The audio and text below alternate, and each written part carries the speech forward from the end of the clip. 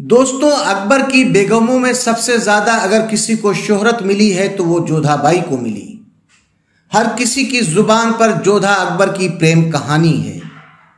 पर क्या आपको पता है कि अकबर एक विधवा के प्रेम में इतना दीवाना हो गया कि एक पत्नी होते हुए भी उस विधवा से शादी रचाई। कहा तो जाता है कि जोधा अकबर की सबसे प्रिय बेगम थी, मगर इस महिला का अकबर के जीवन पर सबसे अधिक प्रभाव था। आइए जानते हैं कौन थी वो जिसे अकबर ने बेपनाह प्यार किया। वो बेगम थी सलीमा सुल्तान। अकबर उनसे कितना प्यार करते थे इसका अंदाजा इस बात से लगाया जा सकता है कि उन्होंने पहली बेगम रुकैया के होते हुए भी सलीमा बेगम से शादी की थी। सलीमा से शादी करने की भी एक वजह थी, वो हम आपको आगे बताएंगे। पहले जान लीजिए कौन थी सलीमा सुल्तान बेगम। दोस्तों, सलीमा बेगम तैमूरी राजवंश से ताल्लुक रखती थी। 23 फरवरी 1539 को जन्मी सलीमा नूरुद्दीन की बेटी थी। ये वही राजवंश था जिसका कनेक्शन मुगलों से भी था।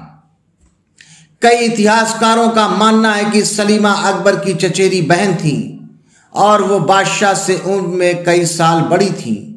भारत डिस्कवरी की रिपोर्ट के मुताबिक हुमायूं ने अपनी भांजी सलीमा सुल्तान की शादी अपने सबसे ईमानदार सिपा सालार बैरम खां से कराने का आदेश दिया था।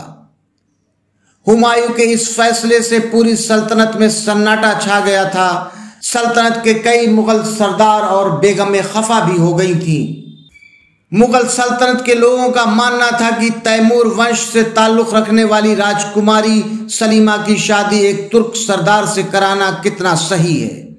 बैरम खां से सलीमा की शादी हुई, फिर हुमायूं की मौत हुई और कुछ साल बाद अकबर ने मुगल सल्तनत संभाली। एक दिन ऐसा भी आया जब बैरम खां की मौत हो गई। बैरम खां की मौत के बाद सलीमा मुगलों के हरम में रहने लगी। सलीमा का स्वभाव और सोच ने अकबर को आकर्षित किया। हरम में सलीमा की हालत देखने के बाद अकबर ने उनसे निकाह किया। कुछ इतिहासकारों का कहना है कि उन्होंने अकबर को कई फैसले लेने में मदद की। मुगलों की राह से हटकर चलने के लिए सलीमा बेगम ने ही अकबर को प्रेरित किया था। अकबर ने सलीमा से शादी क्यों की, इसकी भी एक खास वजह थी।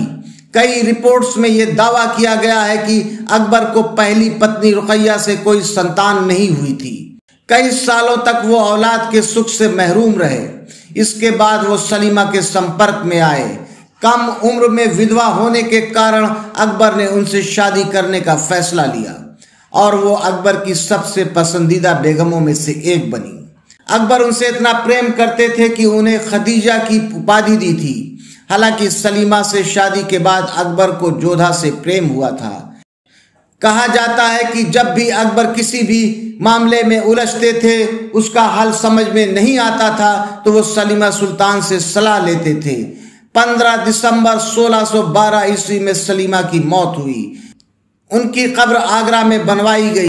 हालांकि यह बिल्कुल स्पष्ट नहीं है कि उनकी कब्र अकबर ने बनवाई थी या जहांगीर ने।